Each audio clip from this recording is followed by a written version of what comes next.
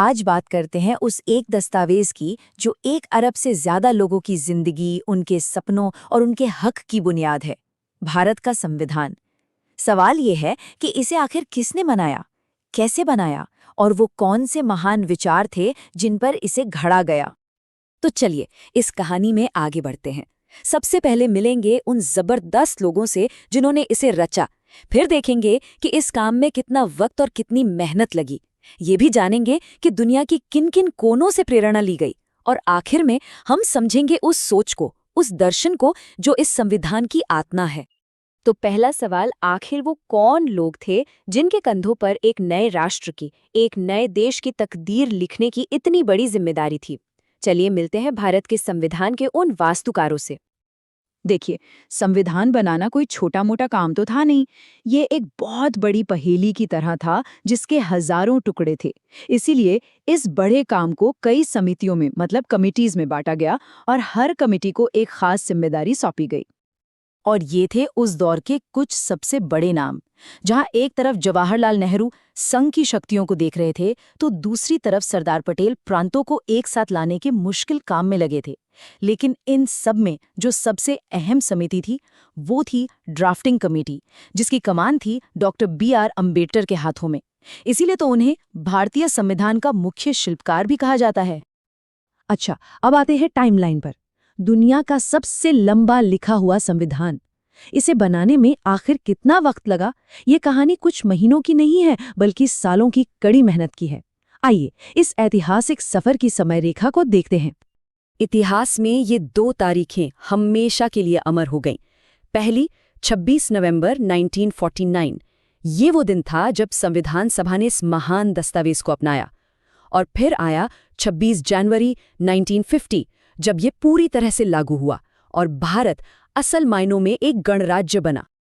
जरा इस आंकड़े को देखिए, 2 साल, 11 महीने और 18 दिन।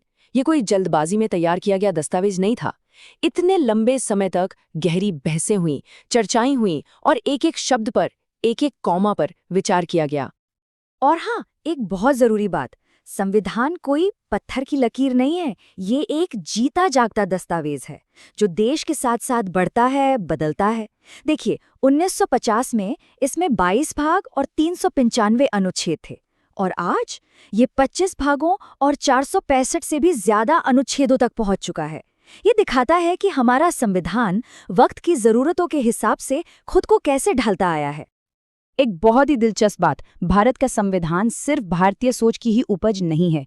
हमारे संविधान निर्माताओं ने दुनिया भर के बेहतरीन संविधानों को पढ़ा और वहां से जो सबसे अच्छे विचार थे उन्हें भारत की मिट्टी और यहाँ के लोगों के लिए अपनाया। तो अमेरिका के संविधान से क्या लिया गया? सबसे कीमती चीज, मौलिक अधिकार, मतलब हर नागरिक की आजादी की गारंटी।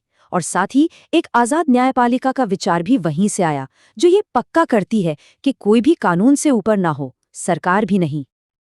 और मजे की बात देखिए, जिस ब्रिटेन ने हम पर राज किया, उसी की शासन प्रणाली से हमने संसदीय लोकतंत्र का ढांचा लिया। मतलब एक ऐसी सरकार जो जनता द्वारा चुनी जाती है। और विधि का शासन का सिद्धांत भी अपनाया, जिसका सीधा सा मतलब है कि देश किसी व्यक्ति की मर्जी से नहीं बल्कि कानून से चलेगा। आयरलैंड से हमें मिले राज्य के नीति निर्देशक तत्व। ये एक तरह से सरकार के लिए गाइड बुक है कि उसे जनता की भलाई के लिए कैसे काम करना है। वहीं कनाडा से हमने एक मजबूत केंद्र वाली संघीय व्यवस्था का मॉडल लिया, जो भारत जैसे विशाल और विविध देश को एक सूत्र में बांधे रखता है। अरे, लिस्ट अभी खत्म नहीं हुई है। जर्मनी से आपातकाल के प्रावधान लिए गए, तो उस समय के सोवियत संघ से नागरिकों के मौलिक कर्तव्य, दक्षिण अफ्रीका से ये सीखा कि संविधान में बदलाव कैसे किया जाए। ये दिखाता है कि हमारा संविधान सच में एक वैश्विक दस्तावेज है, जिसमें दुनिया भर की अच्छाइयों को एक जगह इकट्ठा किया गया है। तो अब तक हमने बात की संविधान के शरीर की, उसके स्ट्रक्चर की। चलिए अब इसकी आत्मा को समझते हैं।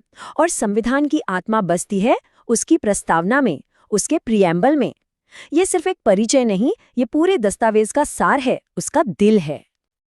पंडित जवाहरलाल नेहरू ने बिल्कुल सही कहा था, प्रस्तावना संविधान की आत्मा है। और ये एक वाक्य ही प्रस्तावना के असल महत्व को समझा देता है। ये शब्द सिर्फ शब्द नहीं हैं, ये एक नए भारत का संकल्प है। एक ऐसा भारत जो संपूर्ण प्रभुत्व संपन्न हो, मतलब अपने फैसले खुद ले, समाजवादी और पंथ निरपेक्ष हो, जहां सबका विकास हो और सभी धर्मों का सम्मान हो। एक लोकतांत्रिक गणराज्य जो अपने हर नागरिक को न्याय, स्वतंत्रता और समानता का वादा करता है। और समय के साथ इन सिद्धांतों को और भी मजबूत किया गया। साल 1976 में 42nd संशोधन के जरिए प्रस्तावना में 3 बेहद अहम शब्द जोड़े गए: समाजवादी, पंथ निरपेक्ष और अखंडता। इस बदलाव ने संविधान की दिशा को और भी साफ कर दिया। फिर आया साल 1973 और सुप्रीम कोर्ट का वो ऐतिहासिक फैसला, केशवानंद भारती केस। कोर्ट ने साफ साफ कहा कि प्रस्तावना संविधान का एक अटूट हिस्सा है। इसका सीधा मतलब ये था कि ये सिर्फ एक खूबसूरत इंट्रोडक्शन नहीं, बल्कि एक ऐसा हिस्सा है जिसका कानूनी वजन है और जो संविधान की व्याख्या में हमेशा हमारा मार्गदर्शन करता है। तो आखिर में एक सवाल, क्या प्रस्तावना सिर्फ कुछ आदर्श शब्दों का एक कलेक्शन है, या जैसा कि के.एम. मुंशी ने कहा था, ये हमारे राष्ट्र की राजनीतिक जन्मपत्री है जो उसके आज और आने वाले कल का रास्ता दिखाती है? ये एक ऐसा सवाल है जो आज भी उतना ही अहम है और हमें याद दिलाता है कि संविधान एक जीवंत दस्तावेज है जो भारत की कहानी को लगातार लिख रहा है।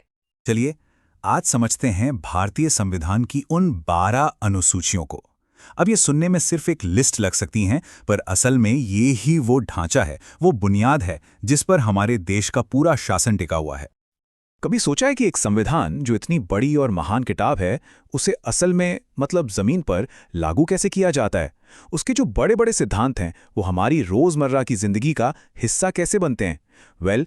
इसी सवाल का जवाब छिपा है संविधान की अनुसूचियों में। आप अनुसूचियों को ना संविधान की एक इंस्ट्रक्शन मैनुअल की तरह समझ सकते हैं। ये वो ज़रूरी डिटेल्स हैं जो बताती हैं कि भाई देश की सीमाएं कहाँ तक हैं, बड़े बड़े अधिकारी जब अपना पद संभालेंगे तो क्या शपथ लेंगे, और सबसे ज़रूरी केंद्र और राज्यों में पावर कैसे बटेगी। तो हमारे संविधान में कुल मिलाकर ऐसी 12 अनुसूचियां हैं और यकीन मानिए हर एक का अपना एक बहुत ही खास और ज़रूरी रोल है। तो देर किस बात की, चलिए एक एक करके इन सबको समझते हैं। तो सबसे पहले बात करते हैं पहली 4 अनुसूचियों की। ये आप कह सकते हैं भारत की नींव रखती हैं, मतलब ये तय करती हैं कि भारत का नक्शा कैसा दिखेगा, इसे चलाने वाले बड़े बड़े लोग कौन होंगे और वो काम कैसे करेंगे। तो शुरुआत होती है पहली अनुसूची से। इसका काम बहुत सीधा है, ये हमारे देश की भौगोलिक पहचान तय करती है। इसके अंदर आपको मिलेगी भारत के सभी राज्यों और केंद्र शासित प्रदेशों की पूरी लिस्ट, उनके नाम, उनकी सीमाएं, सब कुछ। और पता है मजे की बात, जब भी कोई नया राज्य बनता है ना, या किसी राज्य की सीमा बदलती है, तो सबसे पहले इसी पहली अनुसूची में बदलाव करना पड़ता है। चलिए पहली तो हो गई, अब आते हैं दूसरी अनुसूची पर। ये बहुत जरूरी है क्योंकि ये देश के सबसे ऊंचे पदों पर बैठे लोगों की गरिमा और आजादी को पक्का करती है। इसमें क्या है? इसमें राष्ट्रपति, राज्यपाल, सुप्रीम कोर्ट, हाई कोर्ट के जजों और सीएजी जैसे बड़े अधिकारियों की सैलरी और भत्तों की पूरी जानकारी है। और इसका मकसद बहुत गहरा है।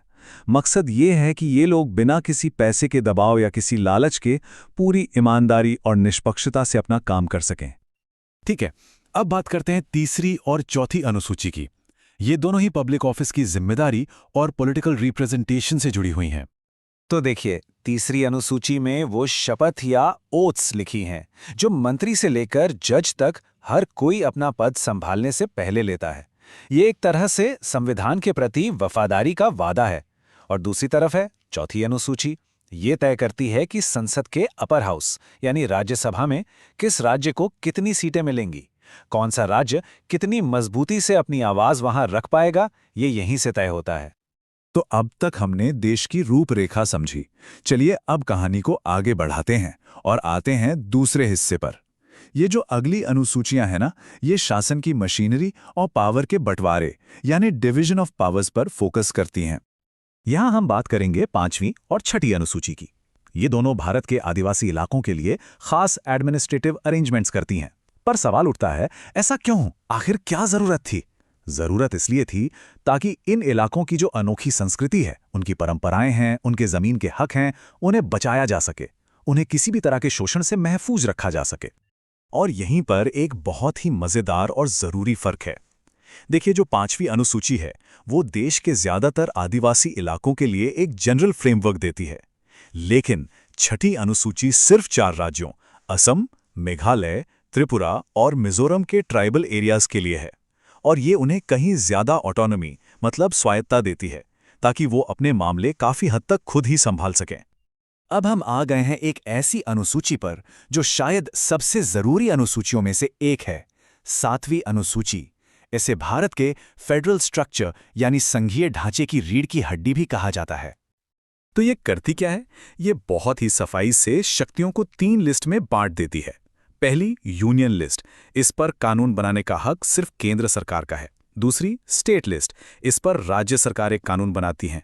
और तीसरी है कॉन्करेंट लिस्ट, जिस पर केंद्र और राज्य दोनों कानून बना सकते हैं। और यही पावर शेयरिंग का वो संतुलन है जो इतने बड़े देश को एक साथ जोड़कर रखता है। अगली यानी 8वीं अनुसूची भारत की एक सबसे खूबसूरत चीज को सेलिब्रेट करती है, हमारी भाषाई विविधता, हमारी लिंग्विस्टिक डाइवर्सिटी। ये उसे संवैधानिक दर्जा देती है। इसमें आपको मिलेंगी संविधान से मान्यता प्राप्त 22 आधिकारिक भाषाएं। और ये सिर्फ एक लिस्ट नहीं है, ये इस बात का प्रतीक है, एक सिंबल है कि हमारा संविधान देश की हर भाषा, हर संस्कृति और हर पहचान की कितनी इज्जत करता है। तो चलिए अब इस सफर के आखिरी पड़ाव पर चलते हैं। ये वो अनुसूचियां हैं जो मूल संविधान में नहीं थीं, इन्हें बाद में जोड़ा गया। और यही बात तो हमारे संविधान को इतना खास बनाती है। ये सबूत है कि हमारा संविधान कोई पत्थर की लकीर नहीं, बल्कि एक जिंदा दस्तावेज है, अ लिविंग डॉक्यूमेंट जो समय के साथ बदलता है, इवॉल्व होता है। पहले बात 9वीं अनुसूची की। इसे लैंड रिफॉर्म्स जैसे बड़े सामाजिक आर्थिक कानूनों को कानूनी पचड़ों से बचाने के लिए लाया गया था। फिर आई 10वीं अनुसूची, जिसे हम सब एंटी डिफेक्शन लॉ के नाम से जानते हैं। ये भारतीय राजनीति की एक बहुत बड़ी बीमारी का इलाज थी। 80 का दशक याद है? वो आयाराम गयाराम वाली राजनीति, जब विधायक रातों रात पार्टियां बदल लेते थे और सरकारें ताश के पत्तों की तरह ढह जाती थीं। बस उसी राजनीतिक अस्थिरता पर रोक लगाने के लिए ये कानून लाया गया। और आखिर में 11वीं और 12वीं अनुसूची। ये 2 अनुसूचियां वो हैं जो लोकतंत्र को सही मायनों में दिल्ली और राज्यों की राजधानियों से बाहर निकालकर देश के हर गांव, हर गली, हर मोहल्ले तक लेकर गई।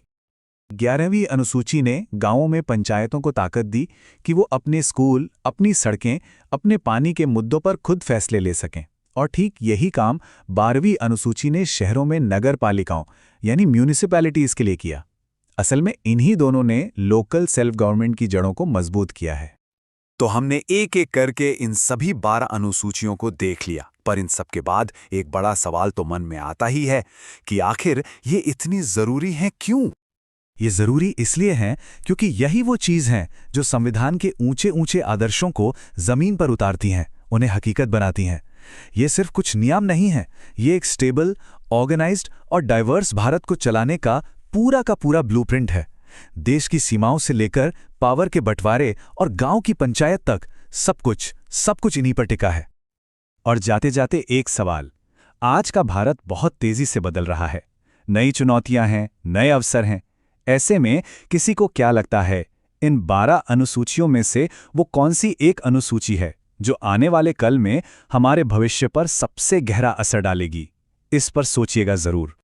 भारतीय संसद, ये नाम सुनते ही कितनी सारी बातें दिमाग में आती हैं, है ना? तो आज हम एक चार्ट की मदद से इसकी पूरी बनावट को समझेंगे और देखेंगे कि ये पूरा सिस्टम आखिर काम कैसे करता है। तो ये देखिए, हमारे सामने है ये चार्ट। अब हो सकता है देखने में थोड़ा मुश्किल लगे, पर यकीन मानिए इसमें भारतीय संसद का पूरा ढांचा छिपा है। तो चलिए फिर इसे मिलकर समझने की कोशिश करते हैं। तो सबसे पहली और सबसे जरूरी बात, संसद का मतलब सिर्फ वो एक इमारत नहीं है, बल्कि इसके 3 अहम हिस्से हैं, राष्ट्रपति, राज्यसभा और लोकसभा। जी हां, ये तीनों मिलकर ही बनाते हैं हमारे देश की सबसे बड़ी पंचायत, यानी हमारी संसद। तो इन 3 हिस्सों में से चलिए अब उन 2 सदनों पर फोकस करते हैं जो असल में भारत की कानून बनाने वाली मशीनरी हैं, राज्यसभा और लोकसभा। गहराई में जाने से पहले जरा इस पर नजर डालिए। ये दोनों सदनों की एक बड़ी अच्छी तस्वीर पेश करती है। एक तरफ है राज्यसभा, जिसे कहते हैं ऊपरी सदन, और ये एक परमानेंट बॉडी है, और दूसरी तरफ है लोकसभा, निचला सदन, जो हर 5 साल में जनता के मिजाज के हिसाब से बदल जाता है।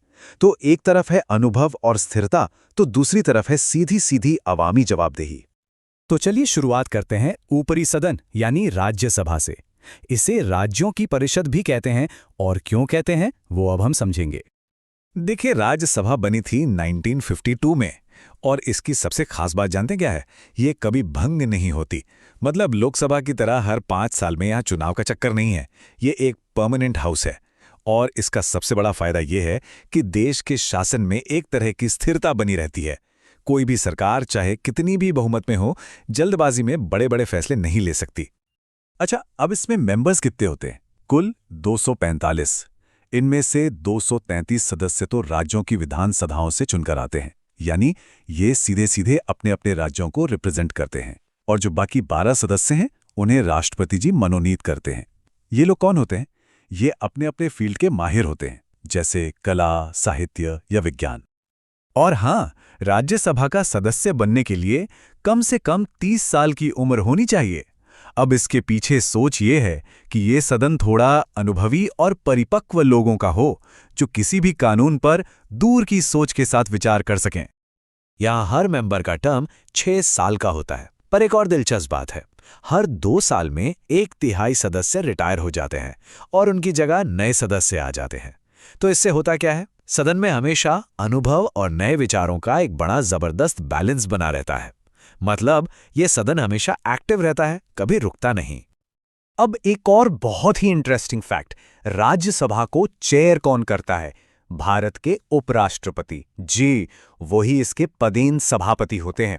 अब इसी से अंदाजा लगा लीजिए कि ये सदन कितना महत्वपूर्ण है।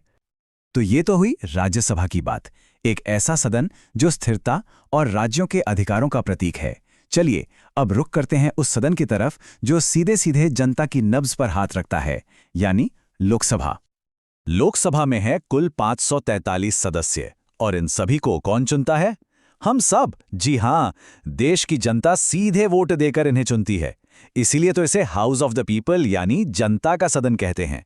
और ये याद रखिए, सरकार किसकी बनेगी और किसकी गिरेगी, इसकी असली चाबी इसी सदन के हाथ में होती है।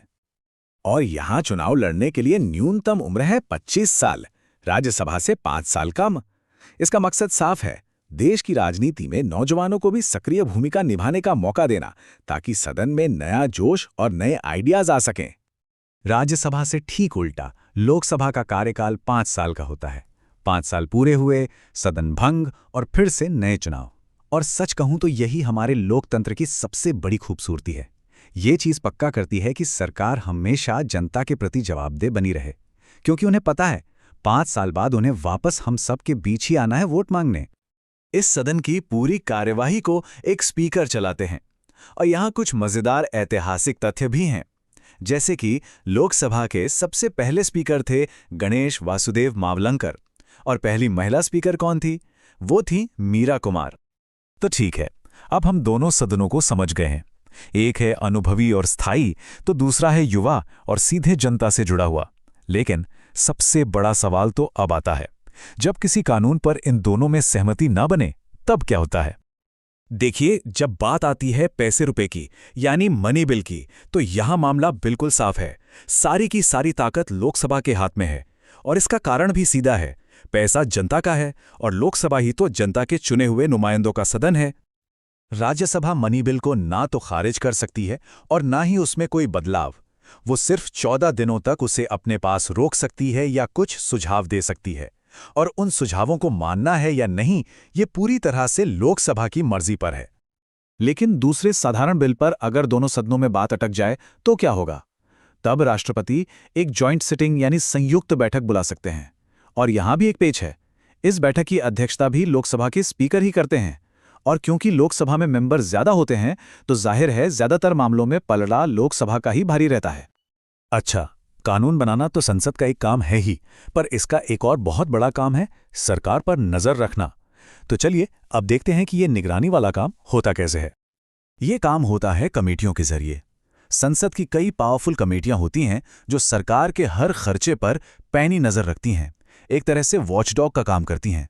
और जैसा कि यहां दिख रहा है, इन अहम फाइनेंशियल कमेटियों में दोनों सदनों के सदस्य होते हैं, ताकि ये पक्का हो सके कि जनता का एक एक पैसा सही जगह खर्च हो रहा है।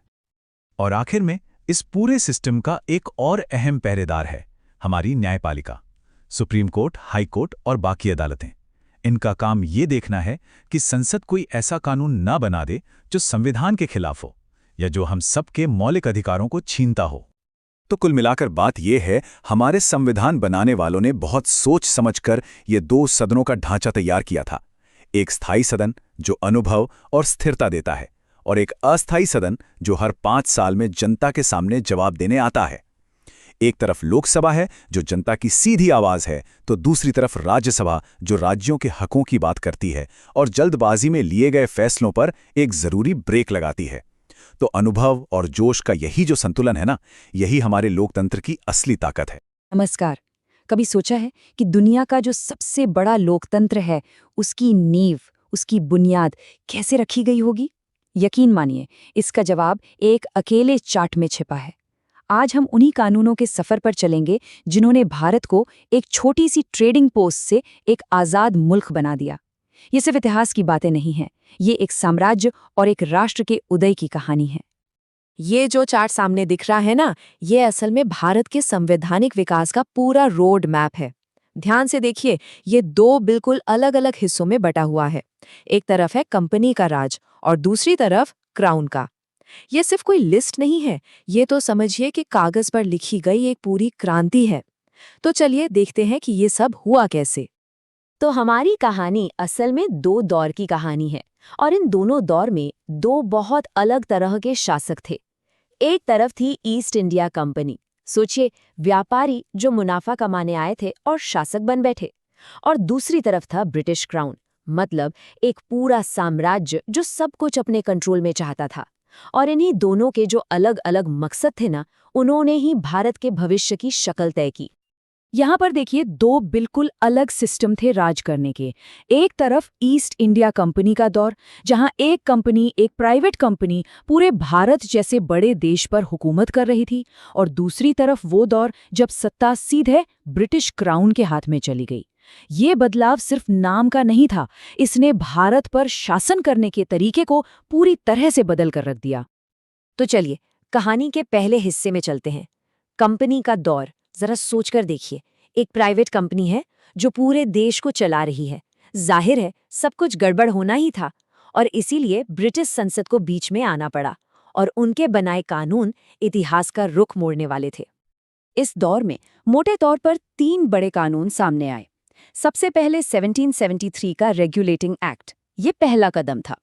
उसके बाद आए 1813 और 1833 के चार्टर एक्ट्स, और हर एक कानून के साथ कंपनी की ताकत कम होती गई और ब्रिटिश सरकार का कंट्रोल बढ़ता गया। यहीं से एक सेंट्रलाइज्ड एडमिनिस्ट्रेशन की नींव पड़ी, और यहीं से सब कुछ बदलने वाला था। 1773 का रेगुलेटिंग एक्ट, ये एक टर्निंग पॉइंट था। क्यों? क्योंकि ये पहली बार था जब ब्रिटिश सरकार ने भारत में ईस्ट इंडिया कंपनी पर लगाम कसने की कोशिश की। जो गड़बड़ झाला चल रहा था, उसे कंट्रोल करने का ये एक बहुत बड़ा कदम था। इस एक्ट ने असल में भारत में एक सेंट्रल एडमिनिस्ट्रेशन की नींव रखी। क्या-क्या हुआ? कलकत्ता में एक सुप्रीम कोर्ट बनाया गया। बंगाल का जो गवर्नर था, उसे एक नया और पावरफुल टाइटल मिला, गवर्नर जनरल, और इस कुर्सी पर बैठने वाले पहले शख्स थे वॉरेन हेस्टिंग्स। ये जो गवर्नर जनरल का पद था ना, ये भारत में ब्रिटिश पावर का सिंबल बन गया। मतलब अब सारे बड़े फैसले लेने की ताकत एक ही आदमी के हाथ में थी। इससे हुआ ये कि ब्रिटिश कंट्रोल और मजबूत हो गया और पूरे भारत में एक जैसी पॉलिसी लागू करना आसान हो गया। अब थोड़ा और आगे चलते हैं, साल 1833 पर। इस साल का चार्टर एक्ट कंपनी के लिए एक बहुत बड़ा टर्निंग पॉइंट था। इस एक्ट ने कंपनी को एक ट्रेडिंग कंपनी से पूरी तरह एक एडमिनिस्ट्रेटिव बॉडी में बदल दिया। मतलब अब उनका काम सिर्फ और सिर्फ शासन करना था। ये एक बहुत ही बड़ा बदलाव था। अब बंगाल का गवर्नर जनरल पूरे भारत का गवर्नर जनरल बन गया, और लॉर्ड विलियम बेंटिंग इस पद पर आने वाले पहले व्यक्ति थे। कंपनी की जो ट्रेडिंग मोनोपोली थी, वो पूरी तरह खत्म कर दी गई। और एक और बड़ी बात हुई, सिविल सर्विसेज के लिए ओपन कंपटीशन शुरू हुआ, जिससे कह सकते हैं कि थ्योरी में भारतीयों के लिए भी एडमिनिस्ट्रेशन के दरवाजे खोल गए। और फिर हुआ 1857 का विद्रोह, एक ऐसी घटना जिसने भारत के इतिहास को हमेशा के लिए बदल दिया। बस यहीं पर कंपनी का राज खत्म हो गया और एक नए दौर की शुरुआत हुई। सत्ता एक कंपनी के हाथों से निकलकर सीधे ब्रिटिश साम्राज्य के पास चली गई। तो अब हम कहानी के दूसरे हिस्से में आ गए हैं, यानी क्राउन का शासन। इस नए दौर में ब्रिटिश सरकार ने सीधे भारत का कंट्रोल अपने हाथ में ले लिया और अब जो कानून बनाए गए उनका मकसद साफ था, भारत पर अपनी पकड़ को और मजबूत करना और अपने साम्राज्य को बचाए रखना। 1858 का गवर्नमेंट ऑफ इंडिया एक्ट इसी पावर ट्रांसफर का ऐलान था। कंपनी राज ऑफिशियली खत्म। जो गवर्नर जनरल का पद था उसका नाम बदलकर वाइसरॉय कर दिया गया। वाइसरॉय मतलब जो भारत में सीधे महारानी को रिप्रेजेंट करता था। और लंदन में एक नई कैबिनेट पोस्ट बनी, secretary of state for India, जिसका काम भारत के एडमिनिस्ट्रेशन पर नजर रखना था। अब आते हैं 1909 के मॉर्ले मिंटो रिफॉर्म्स पर। इन सुधारों से एडमिनिस्ट्रेशन में भारतीयों की भागीदारी तो बढ़ी, लेकिन इन्हीं सुधारों में एक ऐसी चीज छिपी थी जो आगे चलकर भारतीय राजनीति में बंटवारे का बीज बोने वाली थी। एक ऐसा बीज जो आखिर में देश के विभाजन की एक वजह बना। ये जो विवादास्पद चीज थी वो थी सेपरेट इलेक्टोरेट्स या पृथक निर्वाचक मंडल। इसका मतलब ये था कि एक ऐसा सिस्टम बनाया गया जहां मुस्लिम वोटर्स सिर्फ मुस्लिम उम्मीदवारों को ही वोट दे सकते थे। इस एक कदम ने धर्म के आधार पर पॉलिटिकल पहचान को बहुत मजबूत कर दिया और भारतीय समाज में एक गहरी लकीर खींच दी, जिसका असर आज भी महसूस किया जाता है। इसके बाद अगला बड़ा पड़ाव आया 1919 में, गवर्नमेंट ऑफ इंडिया एक्ट, जिसे मॉन्टेग्यू-चेम्सफोर्ड रिफॉर्म्स के नाम से भी जाना जाता है। मकसद तो इसका ये था कि भारतीयों को और ज़्यादा सेल्फ गवर्नेंस दी जाए, लेकिन इसका जो सिस्टम था वो इतना कॉम्प्लेक्स और खामियों से भरा था कि आखिर में इसने कई लोगों को निराश ही किया। इस एक्ट ने दो बड़ी चीज़ें की। पहली, इसने सेंटर में एक बाई कैमरल लेजिस्लेचर यानी 2 सदनों वाली विधायिका बनाई, कुछ आज की भारतीय संसद की तरह। और दूसरी, प्रांतों में डायरकी नाम का एक सिस्टम शुरू किया, मतलब दोहरा शासन। इसको ऐसे समझिए जैसे गाड़ी के 2 ड्राइवर हों। कुछ डिपार्टमेंट्स भारतीय मंत्रियों के कंट्रोल में थे, तो वहीं जरूरी विभाग ब्रिटिश गवर्नर ने अपने पास रखे थे। और अब हम पहुंचते हैं अपने विश्लेषण के आखिरी और सबसे अहम पड़ाव पर। एक ऐसा कानून जो शायद अनजाने में ही आजाद भारत के संविधान का ब्लूप्रिंट बनने वाला था। ये था गवर्नमेंट ऑफ इंडिया एक्ट 1935। ये ब्रिटिश भारत का आखिरी सबसे बड़ा कानूनी दस्तावेज था। पिछले लगभग 200 सालों में जो भी संवैधानिक बदलाव हुए, ये उन सबका निचोड़ था और इसी ने भारत के भविष्य के लिए स्टेज तैयार कर दिया। ये एक्ट बहुत बड़ा था। इसने प्रांतों को काफी हद तक आज़ादी दी और वहां से डायरकी यानी दोहरे शासन को खत्म कर दिया। इतना ही नहीं, इसने रिजर्व बैंक ऑफ इंडिया और एक फेडरल कोर्ट की भी स्थापना की, जो आगे चलकर भारत का सुप्रीम कोर्ट बना। सिर्फ एडमिनिस्ट्रेशन में ही नहीं, इस एक्ट ने भारत का नक्शा भी बदला। इसने 2 नए प्रांत बनाए, सिंध और उड़ीसा।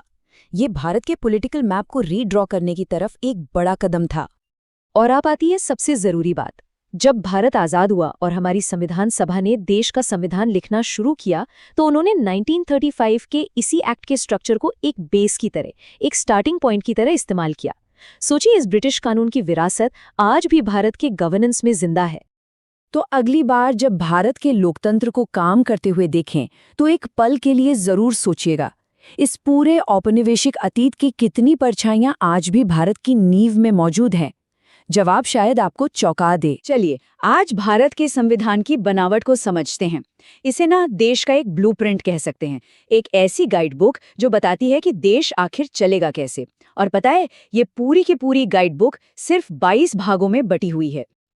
जी हाँ, सिर्फ 22 भाग। अब ये संख्या बहुत ज्यादा महत्वपूर्ण है। क्यों? क्योंकि भारत सरकार का पूरा ढांचा, मतलब केंद्र से लेकर राज्यों तक और हम नागरिकों के अधिकार और कर्तव्य, सब कुछ इन्हीं 22 भागों के अंदर ही तो व्यवस्थित किया गया है। तो ठीक है, चलिए अब इसे थोड़ा और विस्तार से देखते हैं। आज जो हम बात कर रहे हैं उसका आधार यही सूची है। अब देखिए, पहली नजर में ये लिस्ट थोड़ी लंबी और कह सकते हैं थोड़ी मुश्किल लग सकती है ना? पर कोई बात नहीं, हम इसे मिलकर एक बहुत ही आसान और सरल तरीके से समझने की कोशिश करेंगे। तो हम इन 22 भागों को कैसे समझेंगे? हमने इसे 5 हिस्सों में बांटा है। सबसे पहले देखेंगे संविधान की रूपरेखा, फिर बात करेंगे नागरिकों के अधिकार और कर्तव्यों की, उसके बाद आएगा सरकार की पूरी संरचना, फिर देखेंगे कि केंद्र और राज्यों के बीच रिश्ते कैसे काम करते हैं, और आखिर में नजर डालेंगे प्रशासन और दूसरे जरूरी प्रावधानों पर। तो चलिए सफर शुरू करते हैं, और शुरुआत होती है सबसे बुनियादी सवाल से कि ये राष्ट्र, ये देश आखिर है क्या? हमारे संविधान की शुरुआत भी ठीक यहीं से होती है, देश को परिभाषित करने से। तो पहला भाग यानी पार्ट 1 है संघ और उसका राज्य क्षेत्र। ये क्या करता है? ये भारत की भौतिक और राजनीतिक सीमाओं को तय करता है। मतलब ये बताता है कि भारत क्या है, इसमें कौन कौन से राज्य और केंद्र शासित प्रदेश शामिल हैं। इसे ऐसे समझिए कि हमारे देश का नक्शा बना रहा है।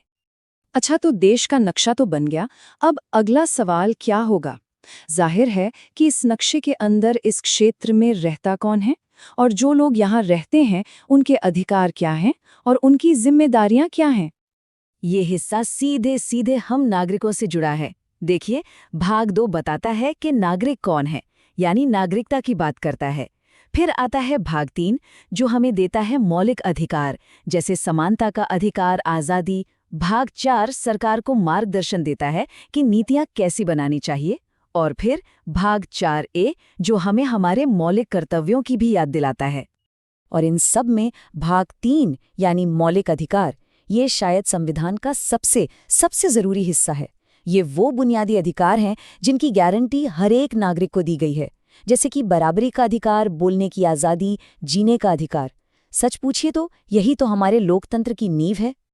तो ठीक है, नागरिकों को अधिकार मिल गए, कर्तव्य भी पता चल गए, सब बढ़िया है। लेकिन एक मिनट, इन सबको लागू कौन करेगा? देश को चलाएगा कौन? और बस यही सवाल हमें सीधे ले जाता है संविधान के अगले और सबसे बड़े हिस्से की तरफ। ये हिस्सा सरकार की पूरी मशीनरी का ब्लूप्रिंट है। मतलब राष्ट्रीय स्तर से लेकर बिल्कुल जमीनी स्तर तक, स्थानीय स्तर तक, सब कुछ। जरा देखिए इसे कितने व्यवस्थित तरीके से बनाया गया है। भाग 5 बात करता है केंद्र सरकार की, यानी राष्ट्रपति, संसद, सुप्रीम कोर्ट।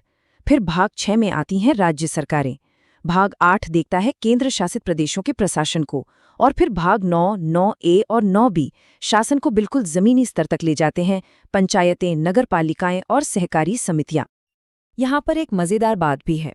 अगर हम उस लिस्ट को ध्यान से देखें तो पता चलता है कि भाग 7 को निरस्त कर दिया गया है, मतलब उसे हटा दिया गया है। ये पहले राज्यों की एक पुरानी श्रेणी से जुड़ा हुआ था, जिसे बाद में खत्म कर दिया गया। और ये संविधान का इकलौता ऐसा हिस्सा है जिसे पूरी तरह से हटाया गया हो। तो अब हमारे पास सरकार की अलग अलग स्तर हो गए, केंद्र, राज्य और स्थानीय। लेकिन इतना बड़ा देश चलाने के लिए इन सबको एक साथ मिलकर काम तो करना ही होगा, है ना? तो सवाल ये उठता है कि इनके बीच तालमेल बैठता कैसे है, इनके रिश्ते कैसे काम करते हैं। संविधान का ये वाला जो हिस्सा है ना, वो एक तरह का ऑपरेटिंग मैनुअल है। जी हाँ, एक मैनुअल जो बताता है कि सरकार के ये अलग अलग स्तर एक दूसरे से कैसे निपटेंगे, शक्तियों का बंटवारा कैसे होगा, और हाँ, पैसे रुपए यानी वित्तीय मामलों का प्रबंधन कैसे होगा। सोचिए, यहाँ हर चीज को कितनी बारीकी से सोचा गया है। भाग 11 में विधायी और प्रशासनिक संबंध तय किए गए हैं। भाग 12 पैसे और संपत्ति के बंटवारे से जुड़ा है। भाग 13 ये सुनिश्चित करता है कि पूरे देश में व्यापार करने की आज़ादी हो। और भाग 14 और 14A में लोक सेवाओं और प्रशासनिक झगड़ों को सुलझाने के लिए अधिकरणों की व्यवस्था की गई है। चलिए, अब हम आते हैं अपने आखिरी हिस्से पर। इसमें वो सारी ज़रूरी चीज़ें हैं जो इस पूरे के पूरे बड़े सिस्टम को सुचारू रूप से चलाने के लिए, समय के साथ बदलने के लिए और स्थिर रखने के लिए ज़रूरी हैं। इस आखिरी समूह में भी कुछ बहुत ही ज़रूरी भाग हैं, जैसे भाग 15 जो निष्पक्ष चुनाव सुनिश्चित करता है, भाग 17 जो हमारी राजभाषा को परिभाषित करता है, भाग 18 जो देश को आपातकाल जैसी स्थितियों से निपटने की शक्ति देता है, और हाँ, शायद सबसे ज़रूरी भाग 20। यही वो हिस्सा है जो हमारे संविधान को एक जिंदा दस्तावेज बनाता है। ये संसद को अधिकार देता है कि वो ज़रूरत के हिसाब से संविधान में संशोधन कर सके। और आखिर में भाग 22 जो संविधान को उसका आधिकारिक नाम और लागू होने की तारीख देता है। तो इन 22 भागों के सफर में हमने देखा कि कैसे हमारा संविधान देश की सीमाओं से लेकर नागरिकों के अधिकारों तक और सरकार की बनावट से लेकर केंद्र राज्य के रिश्तों तक हर एक पहलू को संभालता है। लेकिन आखिर में एक सवाल बचता है, ये इतना बड़ा और जटिल ढांचा हमारी रोजमर्रा की जिंदगी पर कैसे असर डालता है? जरा सोचिए, हमारे अधिकारों से लेकर जो टैक्स हम देते हैं और जिस सड़क पर हम चलते हैं, हर छोटी बड़ी चीज कहीं ना कहीं इसी महान ब्लूप्रिंट से जुड़ी हुई है। इस पर विचार जरूर कीजिएगा। नमस्कार। आज हम बात करने वाले हैं भारत की सबसे जरूरी किताब के बारे में, हमारे संविधान के बारे में। चलिए इसके कुछ सबसे खास आर्टिकल्स को समझते हैं जो न सिर्फ हमारे देश को बल्कि हम सबको एक नागरिक के तौर पर पहचान देते हैं। तो सबसे पहला और सीधा सवाल, ये जो हमारे अधिकार हैं, हमारे राइट्स हैं, ये आते कहाँ से हैं? मतलब इनकी बुनियाद क्या है? किसने दिए हैं हमें ये अधिकार? इसका जवाब भारत के संविधान में है। जी हाँ, यही वो दस्तावेज है जो एक तरफ सरकार को पावर देता है तो दूसरी तरफ हर नागरिक को सुरक्षा की गारंटी। तो चलिए इस सफर की शुरुआत करते हैं। लेकिन देखिए, अधिकारों पर बात करने से भी पहले ये समझना बहुत जरूरी है कि हमारा संविधान खुद भारत को कैसे देखता है। मतलब देश की परिभाषा क्या है? और इसका जवाब हमें मिलता है बिल्कुल पहले आर्टिकल में। आर्टिकल 1 ये कहता है इंडिया यानी भारत यूनियन ऑफ स्टेट्स होगा। अब ये सिर्फ एक नाम नहीं है, ये हमारे देश का पूरा ढांचा बताता है कि हम अलग अलग राज्यों से मिलकर बना एक संघ हैं। चलिए अब आते हैं उस हिस्से पर जो सीधे सीधे हम सब से जुड़ा है, हमारे फंडामेंटल राइट्स यानी मौलिक अधिकार। आप इसे एक तरह की शील्ड, एक ढाल समझ सकते हैं जो कॉन्स्टिट्यूशन ने हर नागरिक को दी है। और इस ढाल का जो सबसे मजबूत हिस्सा है ना, वो है आर्टिकल 14। इसका मतलब बहुत सीधा और गहरा है। कानून के सामने सब बराबर हैं, कोई फर्क नहीं पड़ता कि कोई कितना अमीर है, किस पद पर है, कानून सब के लिए एक ही है। संविधान सिर्फ ये नहीं कहता कि सब बराबर हैं, बल्कि ये भेदभाव को जड़ से मिटाने की भी बात करता है। जैसे आर्टिकल 15 जो कहता है कि धर्म, जाति, लिंग के आधार पर कोई भेदभाव नहीं होगा। और फिर है आर्टिकल 17 जो छुआछूत जैसी सामाजिक बुराई को पूरी तरह से खत्म कर देता है। अब आते हैं आज़ादी पर, और ये बहुत दिलचस्प है। आर्टिकल 19 हमें कई तरह की फ्रीडम देता है, लेकिन जो सबसे जरूरी है वो है freedom of speech and expression, मतलब अपनी बात को खुलकर कहने की आज़ादी। एक डेमोक्रेसी की जान है ये आर्टिकल।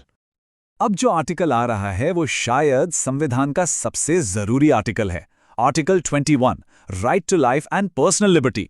सुनने में ये सिंपल लगता है, लेकिन इसका दायरा बहुत बड़ा है। सुप्रीम कोर्ट ने समय समय पर इसकी व्याख्या की है, और आज इसमें साफ हवा में सांस लेने का अधिकार से लेकर राइट टू प्राइवेसी तक सब कुछ शामिल है। ये एक जीता जागता आर्टिकल है जो हमारी जिंदगी के हर पहलू को छूता है। और आर्टिकल 21 की ताकत देखिए, इसी से निकला है आर्टिकल 21A। ये 6 से 14 साल की उम्र के हर बच्चे को फ्री और कंपल्सरी एजुकेशन का फंडामेंटल राइट देता है। सोचिए, ये एक नंबर 14 लाखों बच्चों का भविष्य तय करता है। संविधान ये भी पक्का करता है कि जो समाज में कमजोर हैं उनका शोषण ना हो। आर्टिकल 23 और 24 इसी के बारे में है। ये ह्यूमन ट्रैफिकिंग, जबरदस्ती काम करवाने और बच्चों से खतरनाक जगहों पर काम करवाने पर पूरी तरह से रोक लगाते हैं। लेकिन एक मिनट, एक बहुत बड़ा सवाल है। मान लीजिए किसी के इन अधिकारों को कोई छीनने की कोशिश करे तो क्या होगा?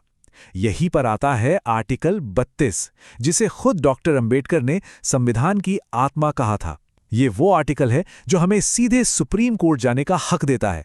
मतलब ये वो मास्टर की है जो बाकी सारे अधिकारों के तालों को खोलती है। अच्छा, तो अभी तक हमने अधिकारों की बात की, लेकिन संविधान सिर्फ अधिकार ही नहीं देता, बल्कि देश को चलाने के लिए एक दिशा भी देता है। इन्हें हम डायरेक्टिव प्रिंसिपल्स कहते हैं। तो फंडामेंटल राइट्स और डायरेक्टिव प्रिंसिपल्स में फर्क क्या है? देखिए, बहुत सिंपल है। फंडामेंटल राइट्स वो हैं जिन्हें कोर्ट में लागू करवाया जा सकता है। ये एक नागरिक की ढाल है। दूसरी तरफ डायरेक्टिव प्रिंसिपल्स सरकार के लिए एक तरह के गाइडलाइंस हैं, एक कंपास की तरह, जो बताता है कि देश को किस दिशा में आगे बढ़ाना है। मिसाल के तौर पर आर्टिकल 40 ग्राम पंचायतों की बात करता है और इसी के आधार पर पंचायती राज सिस्टम बना। आर्टिकल 44 यूनिफॉर्म सिविल कोड की बात करता है और आर्टिकल 48A कहता है कि सरकार की जिम्मेदारी है कि वो पर्यावरण की रक्षा करें। ये सिद्धांत हमें दिखाते हैं कि हमारे संविधान बनाने वालों का विजन क्या था, वो कैसा भारत बनाना चाहते थे। और हाँ, जहां अधिकार होते हैं वहां कर्तव्य भी होते हैं। आर्टिकल 51A में हमारी फंडामेंटल ड्यूटीज यानी मौलिक कर्तव्यों की लिस्ट है। ये हमें याद दिलाता है कि एक नागरिक होने के नाते हमारी भी कुछ जिम्मेदारियां हैं, जैसे संविधान का सम्मान करना, देश की एकता बनाए रखना। ये राइट्स और ड्यूटीज के बीच एक बैलेंस बनाता है। चलिए अब थोड़ा गियर बदलते हैं और सरकार के स्ट्रक्चर को देखते हैं। शुरुआत करते हैं देश के सबसे बड़े पद यानी प्रेसिडेंट ऑफ इंडिया से जुड़े आर्टिकल से। दो बहुत ही सीधे लेकिन पावरफुल आर्टिकल्स। आर्टिकल 52 कहता है भारत का एक राष्ट्रपति होगा, बस। और आर्टिकल 53 कहता है कि देश की सारी एग्जीक्यूटिव पावर प्रेसिडेंट के पास होगी, वो हमारे हेड ऑफ द स्टेट है। लेकिन कोई भी पद कितना भी बड़ा क्यों न हो, जवाबदेही से परे नहीं है। आर्टिकल 61 प्रेसिडेंट को हटाने की प्रक्रिया के बारे में है, जिसे इम्पीचमेंट कहते हैं। ये एक बहुत मुश्किल प्रोसेस है, लेकिन ये जरूरी है ताकि पावर का गलत इस्तेमाल न हो सके। प्रेसिडेंट के पास कुछ बहुत ही यूनिक पावर्स भी होती हैं, जैसे आर्टिकल 72 जो उन्हें पार्डनिंग पावर यानी क्षमादान की शक्ति देता है। वो किसी भी दोषी की सजा को माफ कर सकते हैं या कम कर सकते हैं। ये हमारे जस्टिस सिस्टम में एक मानवीय पहलू को दिखाता है। तो हमने इतने सारे आर्टिकल्स देखे, fundamental rights, directive principles, president की पावर्स। लेकिन असली सवाल ये है कि इन सबको जानना जरूरी क्यों है? क्या ये सिर्फ एग्जाम में काम आने वाली चीजें हैं या इनका हमारी रोज की जिंदगी से भी कोई लेना देना है? सच तो ये है कि संविधान को जानना सिर्फ एग्जाम पास करने के लिए नहीं है। ये एक जागरूक और एम्पावर्ड यानी सशक्त नागरिक बनने के लिए है। जब हम अपने अधिकार जानते हैं, अपने कर्तव्य समझते हैं, तभी हम अपने देश की नींव को सही मायनों में समझ पाते हैं। तो मैं आपको एक सवाल के साथ छोड़कर जा रहा हूं। आज हमने जिन भी अधिकारों की बात की, उनमें से वो कौन सा एक अधिकार है जो हमारी रोजमर्रा की जिंदगी पर सबसे ज्यादा असर डालता है? दुनिया के सबसे बड़े लोकतंत्र को आखिर कौन सी चीज एक साथ जोड़े रखती है? जवाब है भारत का संविधान। चलिए आज इसी को समझते हैं। ये सिर्फ एक कानूनी किताब नहीं है, बल्कि 1 अरब से ज्यादा लोगों के सपनों और उनकी उम्मीदों का एक पूरा ब्लूप्रिंट है। तो चलिए सीधे मुद्दे पर आते हैं। अब देखिए, पहली नजर में तो ये बस आर्टिकल्स की एक लंबी चौड़ी लिस्ट लगती है ना?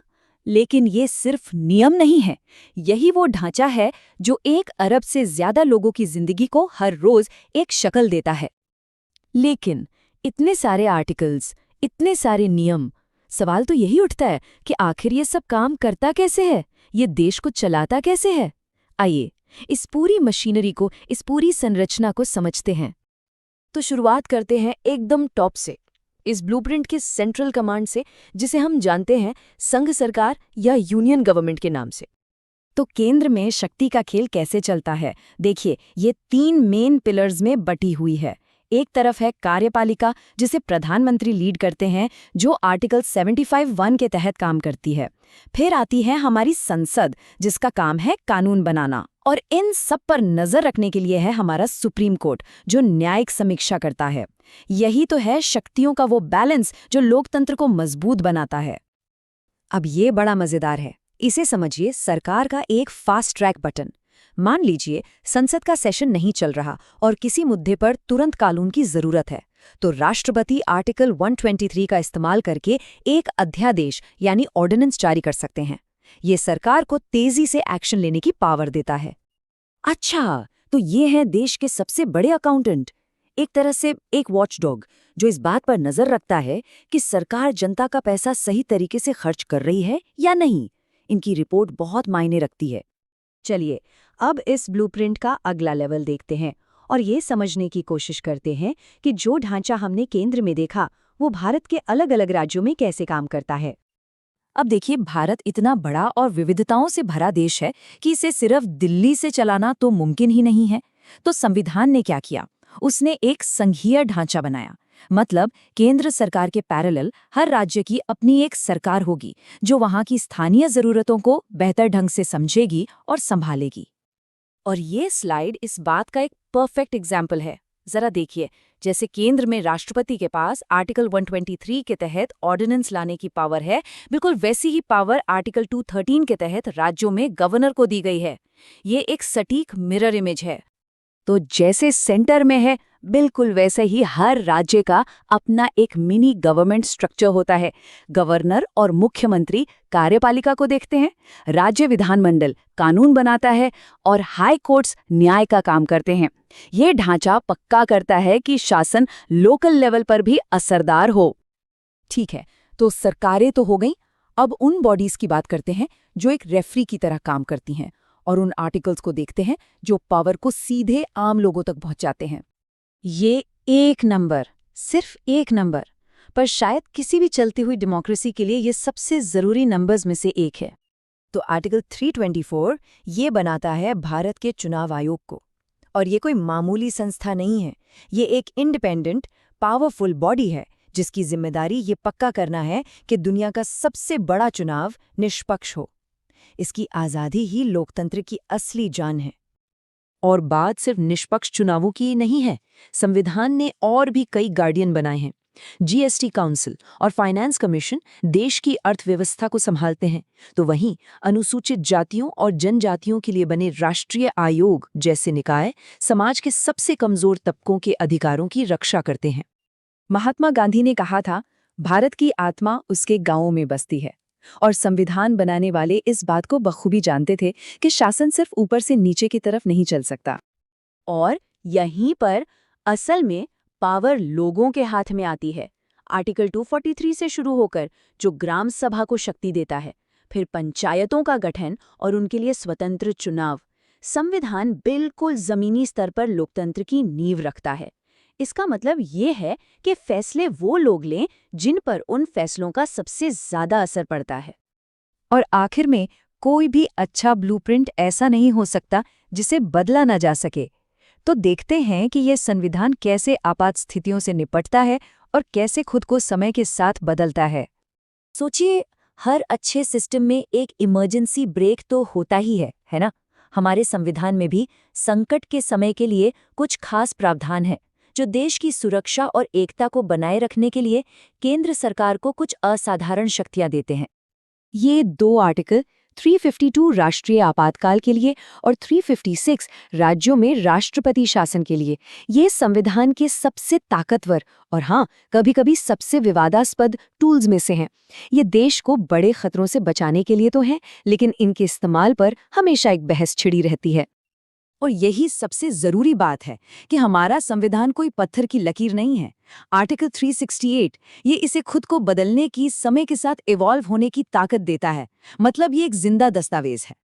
मतलब ये जो बदलने की काबिलियत है ना, इसी ने इस डॉक्यूमेंट को 75 साल से भी ज्यादा समय तक प्रासंगिक यानी कि रेलेवेंट बनाए रखा है। ये देश की बदलती जरूरतों के हिसाब से खुद को ढालता रहा है।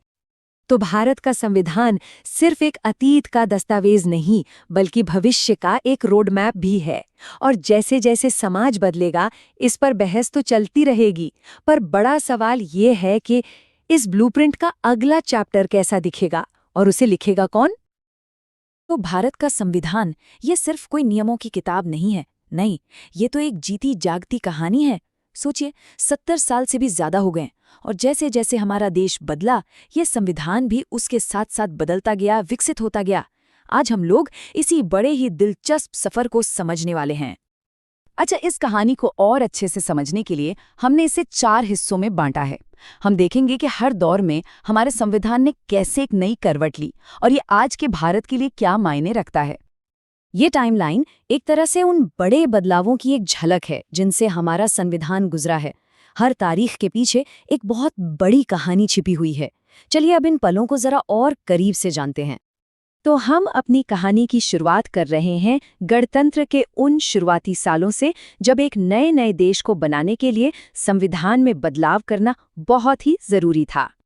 आगे बढ़ने से पहले ये समझना जरूरी है कि संशोधन का असल में मतलब क्या है। देखिए, ये वो तरीका है जिससे हमारा संविधान समय के साथ बदलती जरूरतों के हिसाब से खुद को ढालता है, ताकि ये हमेशा रेलेवेंट बना रहे। अब ये देखिए, ये है सबसे पहला संशोधन। ये आज़ाद भारत की ज़मीनी हकीकतों से निपटने के लिए किया गया था।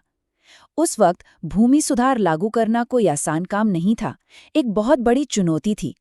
तो इस संशोधन ने उन सुधारों को एक कानूनी सुरक्षा दी। मतलब ये कि ये वाकई एक बहुत बड़ा और बेहद जरूरी कदम था। चलिए अब एक ऐसे दशक की ओर बढ़ते हैं जिसमें बहुत तेज राजनीतिक बदलाव हुए। एक ऐसा दौर जहां संविधान खुद सत्ता के संघर्ष का एक अखाड़ा बन गया। 1976 का 42वां संशोधन ये इतना ज्यादा बड़ा और व्यापक था कि इसे लघु संविधान या मिनी कॉन्स्टिट्यूशन तक कहा जाने लगा। ऐसा इसलिए क्योंकि इसने संविधान के दर्जनों अनुच्छेदों को एक साथ बदल दिया था, जिसका असर सरकार की हर एक शाखा पर पड़ा। इस एक संशोधन ने संविधान में कई बड़े बदलाव कर डाले, जैसे प्रस्तावना में नए शब्द जोड़ना, नागरिकों के लिए मौलिक कर्तव्य तय करना और यहाँ तक कि न्यायपालिका की शक्तियों को भी सीमित करना। इसने सच में संविधान की आत्मा को ही काफी हद तक बदल दिया था। और देखिए, इससे ये पता चलता है कि संवैधानिक कानून कितना बदल सकता है। सिर्फ 2 साल बाद ही 44th अमेंडमेंट लाया गया और इसका मकसद था 42nd अमेंडमेंट के कई सबसे विवादित बदलावों को पलट देना और शक्ति के संतुलन को फिर से स्थापित करने की कोशिश करना। इसके बाद का जो दौर था वो लोकतांत्रिक नींव को मजबूत करने और ज्यादा से ज्यादा नागरिकों को ताकत देने की दिशा में एक बड़ा बदलाव लेकर आया। 1989 में हुए 61वें संशोधन ने इस नंबर को 18 को ऐतिहासिक बना दिया। मतदान की उम्र 21 से घटाकर 18 कर दी गई। इसका मतलब ये हुआ कि देश के करोड़ों युवा पहली बार वोटर बने और सीधे सीधे लोकतांत्रिक प्रक्रिया का हिस्सा बन गए। इस संशोधन का जो मुख्य मकसद था वो था राजनीतिक जवाबदेही तय करना। इसे इसलिए लाया गया था ताकि विधायकों को अपने फायदे के लिए बार बार पार्टियां बदलने से रोका जा सके और सरकारों में स्थिरता बनी रहे। तो चलिए अब आधुनिक युग में आते हैं और देखते हैं कि कैसे हाल के संशोधन भारत की जो नई सामाजिक प्राथमिकताएं हैं और जो आर्थिक हकीकतें हैं उन्हें दिखाते हैं। ये 3 कदम संविधान के हाल के विकास को साफ साफ दिखाते हैं। शिक्षा को एक मौलिक अधिकार बनाने से लेकर जीएसटी के जरिए अर्थव्यवस्था को एक नया आकार देने और आरक्षण की नीति पर फिर से विचार करने तक। ये हाल के सबसे बड़े बदलावों में से एक है, जिसने आरक्षण का आधार सिर्फ सामाजिक पिछड़ेपन से आगे बढ़ाकर आर्थिक कमजोरी को भी शामिल किया। ये हमारे देश में सामाजिक और आर्थिक न्याय पर जो बहस चल रही है उसी को दिखाता है। ये बात हमारे पूरे सफर का निचोड़ है। संविधान कोई बेजान दस्तावेज नहीं, बल्कि एक जीवंत ग्रंथ है जो खुद हमारे देश की यात्रा, उसकी चुनौतियों और उसकी उम्मीदों को दिखाता है। और ये हमें एक बड़े सवाल पर लाकर छोड़ देता है। भारत के संवैधानिक संशोधनों की कहानी अभी खत्म नहीं हुई है। सवाल ये है कि भविष्य के भारत के लिए अगला बड़ा बदलाव क्या होने वाला है।